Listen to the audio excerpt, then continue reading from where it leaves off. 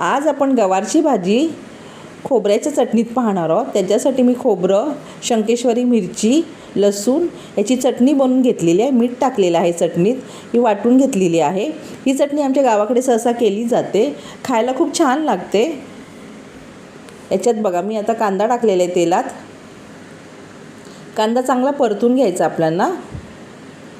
थोडंसं मीठ टाकायचं आहे, चटणीत मीठ आहे त्यामुळे मी थोडंसं मीठ टाकलेलं आहे इथे।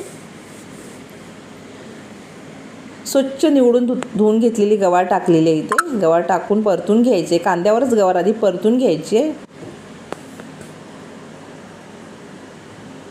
छान अशी परतून घेतली आहे। आता इथे टोमॅटो टाकत आहे। टोमॅटो ही चांगलं परतून घ्यायचं आहे। झाकण ठेवायचं आहे, न झाकण काढून भाजी परतून घ्यायची आपल्याला। झाकण काढून भाजी छान अशी मध्ये मध्ये परतून घ्यायची आहे। आणि ही लाल मिरचीची जी चटणी केली आहे, खोबरं, शंकेश्वरी मिरची, लसूण ह्याची चटणी केलेली आहे ती टाकलेली आहे बघा। ती टाकायची आहे आणि भाजी परतून घ्यायची आहे। मीडियम गॅसवर करा, गॅस फास्ट करू नका। मध्ये मध्ये अशी भाजी परतत जा।